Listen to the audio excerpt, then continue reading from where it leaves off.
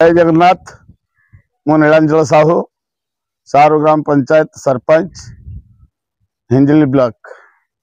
आज बहुत खुशी दिवस। आमे आज प्रथम थर नुहे तृतीय थर वृक्षरोपण कार्यक्रम कलु, जहाँफल प्रथम थर स्कूल रे करथिलु, द्वितीय आमे हाईस्कूल रे करथिलु, तृतीय रे एबे वर्तमान आमे पुनरखंडी ग्राम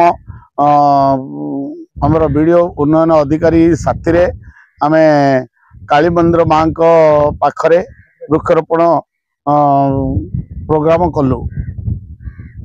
जय जगन्नाथ। वंदे उत्कल जननी। सारू ग्राम सामाजिक कर्मी।